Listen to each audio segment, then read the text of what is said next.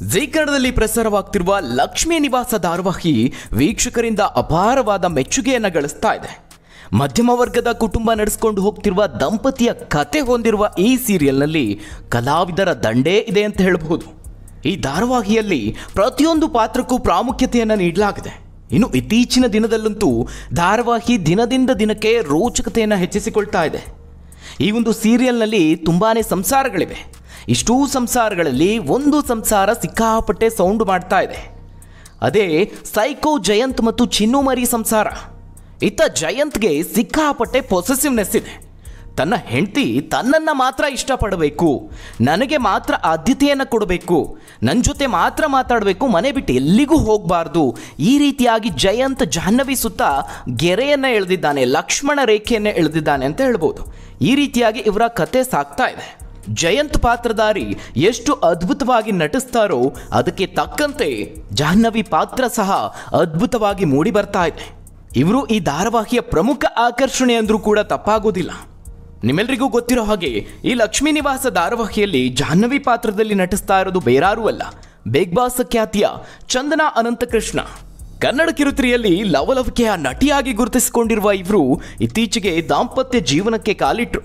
ಸದ್ಯ ಕನ್ನಡ ಕಿರುತೆರೆ ಧಾರಾವಾಹಿ ಪ್ರಿಯರು ಚಂದನಾ ಅವರ ಪತಿ ಯಾರು, ಅವರ ಹಿನ್ನೆಲೆ ಏನು, ಚಂದನಾ ಅವರು ಕಿರುತೆರೆಯಲ್ಲಿ ಸಾಗಿ ಬಂದ ದಾರಿ, ಈ ಎಲ್ಲದರ ಬಗ್ಗೆ ಸಾಕಷ್ಟು ತಲೆ ಕೆಡಿಸಿಕೊಂಡಿದ್ದಾರೆ. ಪ್ರತಿದಿನ ಮಿಸ್ ಮಾಡದೆ ಧಾರಾವಾಹಿ ನೋಡುವಂತಹ ವೀಕ್ಷಕರಿಗೆ ಸಹಜವಾಗಿ ಈ ಒಂದು ಕುತೂಹಲ ಇದ್ದೇ ಇರುತ್ತೆ. ಆ ಒಂದು ಕುತೂಹಲಕ್ಕೆ ಉತ್ತರ ಎಲ್ಲಿದೆ ನೋಡಿ. ಅಷ್ಟಕ್ಕೂ ಚಂದನಾ ಅವರ ಬಾಲ್ಯ ಹೇಗಿತ್ತು, ಅವರು ಶಿಕ್ಷಣ ಮಾಡಿದ್ದು ಎಲ್ಲಿ, ಹೀಗೆ ಸಾಕಷ್ಟು ಪ್ರಶ್ನೆಗಳಿಗೆ ಚಂದನಾ ಅವರೇ ಉತ್ತರವನ್ನು ಕೊಟ್ಟಿದ್ದಾರೆ. ನಾನು ತುಮಕೂರಿನವಳು, 10ನೇ ಕ್ಲಾಸ್ವರೆಗೆ ತುಮಕೂರಿನಲ್ಲಿ ಓದಿದ್ದೆ. ನನ್ನ ತಂದೆ ತಾಯಿ ಹಾಡುಗಾರರು, ಅಕ್ಕ ಭರತನಾಟ್ಯ ಮಾಡ್ತಾರೆ.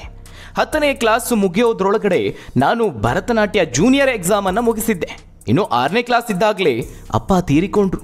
ಅಮ್ಮನಿಗೆ ಕಷ್ಟ ಆಗಬಾರ್ದು ಅಂತ ಬಾಲ್ಯದಲ್ಲೇ ಕೆಲವೊಂದಷ್ಟು ಜವಾಬ್ದಾರಿಗಳನ್ನು ತೆಗೆದುಕೊಂಡೆ. ಕಷ್ಟಪಟ್ಟು ಓದಿದೆ. ಆಳ್ವಾಸ್ ಶಾಲೆಗೆ ಹೋದೆ. ಅಲ್ಲಿ ನನಗೆ ಫ್ರೀ ಎಜುಕೇಷನ್ ಸಿಕ್ಕಿತ್ತು. ಆಡಿಷನ್ನಲ್ಲಿ ರಿಜೆಕ್ಟ್ ಆಗ್ತಾ ಇದ್ದೆ. ಅಲ್ಲಿ ಸಾಂಸ್ಕೃತಿಕ ಚಟುವಟಿಕೆಗಳಲ್ಲಿ ಸಿಕ್ಕಾಪಟ್ಟೆ ಭಾಗವಹಿಸ್ತಾ ಇದ್ದೆ. ಅಗ್ನಿಸಾಕ್ಷಿ, ಲಕ್ಷ್ಮೀ ಬಾರಮ್ಮ ಧಾರಾವಾಹಿಗಳನ್ನು ಸಖತ್ ಇಷ್ಟಪಟ್ಟು ನೋಡ್ತಾ ಇದ್ದೆ ಅಂತ ತಮ್ಮ ಕಾಲೇಜು ದಿನಗಳನ್ನು ನೆನೆಸ್ಕೊಂಡಿದ್ದಾರೆ. ಮತ್ತೊಂದು ವಿಶೇಷ ಅಂದರೆ ಆಳ್ವಾಸ್ ಕಾಲೇಜಿನಲ್ಲಿದ್ದಂತಹ ಸಂದರ್ಭದಲ್ಲೂ ಸಹ ಚಂದನಾ ಅವರು ಕಾಯಿನ್ ಬೂತ್ನಿಂದ ಮನೆಗೆ ಫೋನ್ ಮಾಡುವಾಗಲೂ ಅಲ್ಲಿಯೂ ಸಹ ಧಾರಾವಾಹಿ ಕತೆ ಏನಾಯಿತು ಅಂತ ಕೇಳ್ತಿದ್ರಂತೆ. ತಾಯಿ ಜೊತೆ ಮಾತನಾಡೋದರ ಬದಲಾಗಿ ಧಾರಾವಾಹಿ ಕತೆ ಬಗ್ಗೆ ಕೇಳಿ ಅಮ್ಮನ ಕೈಲಿ ಬೈಸ್ಕೊಳ್ತಿದ್ರಂತೆ. ನಂತರ ಉನ್ನತ ಶಿಕ್ಷಣಕ್ಕಾಗಿ ಚಂದನಾ ಅವರು ಬೆಂಗಳೂರಿಗೆ ಶಿಫ್ಟ್ ಆಗ್ತಾರೆ.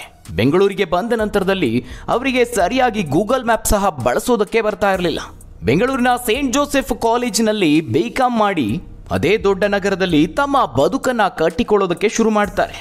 ಬೆಂಗಳೂರಿನಲ್ಲಿ ಕಾಲೇಜು ದಿನಗಳನ್ನ ನೆನೆಸಿಕೊಂಡಿರುವ ಅವರು ಅಲ್ಲಿ ಒಬ್ಬರೂ ಕನ್ನಡ ಮಾತನಾಡೋರು ಸಿಗ್ತಾ ಇರಲಿಲ್ಲ.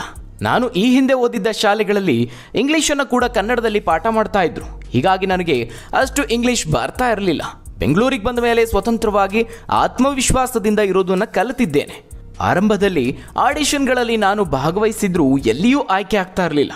18-19 ವರ್ಷವಿದ್ದಾಗ ನಾನು ದಪ್ಪ ಇದ್ದೆ, ಗ್ಲಾಮರಸ್ ಆಗಿಲ್ಲ ಅಂತ ರಿಜೆಕ್ಟ್ ಮಾಡ್ತಾ ಇದ್ರು.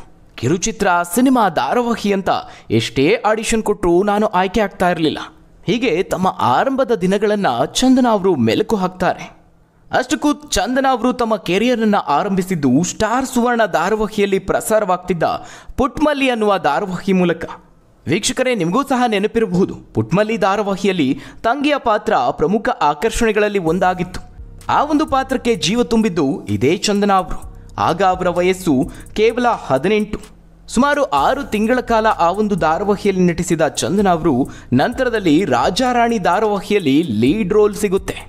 ವಿಶೇಷ ಅಂದರೆ ಆ ಒಂದು ಧಾರಾವಾಹಿ ತಂಡದಲ್ಲಿ ವಯಸ್ಸಿನಲ್ಲಿ ಚಂದನಾ ಅವರೇ ಚಿಕ್ಕವರು. ಈ ರೀತಿಯಾಗಿ ಧಾರಾವಾಹಿಯಲ್ಲಿ ಅವಕಾಶ ಗಿಟ್ಟಿಸಿಕೊಳ್ಳೋದಕ್ಕೆ ಸಾಕಷ್ಟು ಪ್ರಯತ್ನ ಪಟ್ಟಿದ್ರು ಚಂದನಾ ಅವರು. ಈ ನಡುವೆ ಸಾಕಷ್ಟು ಸವಾಲುಗಳನ್ನು, ಅವಮಾನಗಳನ್ನು ಸಹ ಎದುರಿಸಿದ್ರು. ಇನ್ನು ರಾಜಾರಾಣಿಯಲ್ಲಿದ್ದ ಪಾತ್ರವು ನನ್ನ ರಿಯಲ್ ಬದುಕು ಎರಡೂ ಒಂದೇ ರೀತಿ ಇತ್ತು ಅಂತ ಚಂದನಾ ಅವರು ಹೇಳಿಕೊಳ್ತಾರೆ. ಅಲ್ಲಿ ಸ್ವಲ್ಪವೂ ವ್ಯತ್ಯಾಸ ಇರಲಿಲ್ಲ. ವೀಕ್ಷಕರು ನನ್ನ ನೋಡಿದಾಗಿನಿಂದ ಆ ಧಾರಾವಾಹಿ ನೋಡಿ ನನ್ನ ಪಾತ್ರದ ಹೆಸರಿನಿಂದಲೇ ಕರೀತಾ ಇದ್ರು. ಅವರಿಗೆ ಅದು ರಾಜಾರಾಣಿ ಧಾರಾವಾಹಿ ಅನ್ನೋದೇ ಮರೆತು ಹೋಗೋಷ್ಟರ ಮಟ್ಟಿಗೆ ವೀಕ್ಷಕರು ನನ್ನ ಗುರುತಿಸೋದಕ್ಕೆ ಶುರು ಮಾಡಿದ್ರು ಅಂತ ಚಂದನಾ ಅವರು ಹೇಳಿಕೊಳ್ತಾರೆ. ಇನ್ನು ವೀಕ್ಷಕರೇ, ರಾಜಾರಾಣಿ ಧಾರಾವಾಹಿಯಲ್ಲಿ ಅವರು ನಟಿಸಿದ್ದ ಪಾತ್ರದಿಂದ ಸಾಕಷ್ಟು ಖ್ಯಾತಿಯನ್ನು ಗಳಿಸ್ತಾರೆ. ಇದರಿಂದ ಅವರಿಗೆ ಬಿಗ್ ಬಾಸ್ ಅವಕಾಶವೂ ಸಿಗುತ್ತೆ. ಬಿಗ್ ಬಾಸ್ ಮನೆಗೆ ಹೋದಾಗ ಅವರ ವಯಸ್ಸು ಕೇವಲ 20. ಸಾಕಷ್ಟು ಯೋಚಿಸಿ ಅಳೆದು ತೂಗಿ ಕೊನೆಗೂ ಬಿಗ್ ಬಾಸ್ನಲ್ಲಿ ಕಾಣಿಸಿಕೊಂಡ ಅವರು ನಂತರದಲ್ಲಿ ಅವರ ಬದುಕೆ ಬದಲಾಯಿತು ಅಂತ ಹೇಳಬಹುದು. ಬಿಗ್ ಬಾಸ್ ಶೋ ನಂತರದಲ್ಲಿ ಸಾಲು ಸಾಲು ಅವಕಾಶ ಅವರನ್ನ ಹುಡುಕಿಕೊಂಡು ಬರುತ್ತೆ. ಒಂದಲ್ಲ ಒಂದು ಪ್ರಾಜೆಕ್ಟ್ನಲ್ಲಿ ಚಂದನ ಅವರು ಕಾಣಿಸಿಕೊಳ್ಳೋದಕ್ಕೆ ಶುರು ಮಾಡ್ತಾರೆ. ಈ ರೀತಿಯಾಗಿ ಕಿರುತೆರೆಯಲ್ಲಿ ಅವರು ನಟಿಸಿದಂತಹ ಧಾರಾವಾಹಿ ಆಗಿರಬಹುದು, ಭಾಗವಹಿಸಿದಂತಹ ರಿಯಾಲಿಟಿ ಶೋ ಆಗಿರಬಹುದು, ಎಲ್ಲವೂ ಅವರಿಗೆ ಮತ್ತಷ್ಟು ಖ್ಯಾತಿಯನ್ನ ತಂದುಕೊಡುತ್ತೆ. ಚಂದನ ಅವರು ಈ ಎಲ್ಲ ಅವಕಾಶಗಳ ಜೊತೆಗೆ ಮಾಸ್ಟರ್ಸ್ ಕೂಡ ಕಂಪ್ಲೀಟ್ ಮಾಡ್ತಾರೆ. ಸದ್ಯ ಅವರು ಲಕ್ಷ್ಮೀ ನಿವಾಸ ಧಾರಾವಾಹಿಯಲ್ಲಿ ಜಯಂತ್ ಪತ್ನಿಯ ಪಾತ್ರದಲ್ಲಿ ಕಾಣಿಸಿಕೊಳ್ತಿದ್ದಾರೆ. ಚಿನ್ನುಮರಿ ಜಾಹ್ನವಿ ಅಂತಲೇ ಕನ್ನಡಿಗರ ಮನಸ್ಸನ್ನ ಗೆದ್ದಿದ್ದಾರೆ. ಧಾರಾವಾಹಿ ಪ್ರಿಯರನ್ನ ಈ ಜೋಡಿ ಮೋಡಿ ಮಾಡಿದೆ ಅಂತಲೇ ಹೇಳಬಹುದು. ಇದೀಗ ಚಂದನ ಅವರು ರಿಯಲ್ ಬದುಕಿನಲ್ಲೂ ದಾಂಪತ್ಯ ಜೀವನಕ್ಕೆ ಕಾಲಿಟ್ಟಿದ್ದಾರೆ. ಹೌದು, ನಟಿ ಚಂದನ ಅನಂತಕೃಷ್ಣ ಅವರು ವಿವಾಹ ಬಂಧನಕ್ಕೆ ಒಳಗಾಗಿದ್ದಾರೆ. ಕಳೆದ ನವೆಂಬರ್ 28ರಂದು ಚಂದನ ಅವರ ಮದುವೆ ಅದ್ಧೂರಿಯಾಗಿ ನಡೆಯಿತು. ಬೆಂಗಳೂರಿನಲ್ಲೇ ಕಲ್ಯಾಣ ಮಹೋತ್ಸವ ಜರುಗಿದೆ. ಸದ್ಯ ಧಾರಾವಾಹಿ ಪ್ರಿಯರು, ಚಂದನ ಅವರ ಅಭಿಮಾನಿಗಳು ಚಂದನ ಅವರ ಪತಿ ಯಾರು ಅಂತ ತಲೆ ಕೆಡಿಸಿಕೊಂಡಿದ್ದಾರೆ. ಅಷ್ಟಕ್ಕೂ ಚಂದನ ಅವರು ಮದುವೆ ಆಗಿರೋದು ಉದ್ಯಮಿಯಾಗಿರುವ ಪ್ರತ್ಯಕ್ಷ ಅನ್ನೋರನ್ನ. ಕುಟುಂಬಸ್ಥರು ನಿಶ್ಚಯಿಸಿರುವಂತಹ ಮದುವೆ ಇದಾಗಿದ್ದು ಬಂಧು ಮಿತ್ರರು, ಕಿರುತೆರೆ ಕಲಾವಿದರ ಸಮ್ಮುಖದಲ್ಲಿ ಅದ್ದೂರಿಯಾಗಿ ಇವರ ವಿವಾಹ ನಡೆಯಿತು. ವಿಶೇಷ ಅಂದ್ರೆ ಚಂದನ ಅವರು ಮದುವೆ ಆಗಿರುವ ಪ್ರತ್ಯಕ್ಷ ಬೇರಾರು ಅಲ್ಲ, ಅವರ ತಂದೆ ತಾಯಿಯೂ ಸಹ ಕನ್ನಡ ಚಿತ್ರರಂಗದ ನಟ ನಟಿಯರು ಅನ್ನೋದು ವಿಶೇಷ ಅಂತಲೇ ಹೇಳಬಹುದು. ಕನ್ನಡ ಚಿತ್ರರಂಗದಲ್ಲಿ ಸಕ್ರಿಯರಾಗಿದ್ದ ದಿವಂಗತ ನಟ ಉದಯ್ ಹುತ್ತಿನಗದ್ದೆ ಹಾಗೆ ನಟಿ ಲಲಿತಾಂಜಲಿ ದಂಪತಿಯ ಪುತ್ರನೇ ಪ್ರತ್ಯಕ್ಷವರು. 1987ರಲ್ಲಿ ತೆರೆಗೆ ಬಂದಿದ್ದ ಆರಂಭ ಚಿತ್ರದ ಮೂಲಕ ಕನ್ನಡ ಚಿತ್ರರಂಗಕ್ಕೆ ಕಾಲಿಟ್ಟವರು ನಟ ಉದಯ್ ಹುತ್ತಿನಗದ್ದೆ. ಅಗ್ನಿಪರ್ವ, ಶುಭಮಿಲನ, ಜಯಬೇರಿ, ಉದ್ಭವ, ಅಮೃತಬಿಂದು, ಶಿವಯೋಗಿ, ಅಕ್ಕಮಹಾದೇವಿ, ಉಂಡು ಹೋದ ಕೊಂಡು ಹೋದ, ಕ್ರಮ ಮುಂತಾದ ಚಿತ್ರಗಳಲ್ಲಿ ಉದಯ್ ಅವರು ಅಭಿನಯಿಸಿದ್ರು. Rebel star Ambareesh, karate king Shankarnag, Anantnag, doctor Vishnuvardhan, tiger Prabhakar ಅವರ ಜೊತೆಗೂ ಸಹ ಉದಯ್ ಅವರು ಸ್ಕ್ರೀನ್ ಶೇರ್ ಮಾಡಿದ್ರು. ಅಂದಹಾಗೆ ಉದಯ್ ಅವರು ಮೂಲತಃ ಚಿಕ್ಕಮಗಳೂರಿನವರು. ಕೆಲ ವರ್ಷಗಳ ಕಾಲ ನಟನೆ ಮಾಡಿದ್ದ ಉದಯ್ ಅವರು ನಂತರದಲ್ಲಿ ಫೋಟೋಗ್ರಫಿ, ವಿಡಿಯೋಗ್ರಫಿಯಲ್ಲಿ ಪರಿಣತಿಯನ್ನ ಪಡೆದ್ರು. ಚಿಕ್ಕಮಗಳೂರಿನಲ್ಲಿ ಕಾಫಿ ಎಸ್ಟೇಟ್ ಹೊಂದಿರುವ ಅವರು ಅದೇ ಉದ್ಯಮದಲ್ಲಿ ತೊಡಗಿಸಿಕೊಂಡಿದ್ರು. 2022ರಲ್ಲಿ ಅವರು ಕೊನೆಯುಸಿರೆಳಿತಾರೆ. ಇನ್ನು ಮಗ ಪ್ರತ್ಯಕ್ಷ ಅವರು ಅಪ್ಪನ ಉದ್ಯಮವನ್ನ ಮುಂದುವರಿಸುತ್ತಿದ್ದಾರೆ.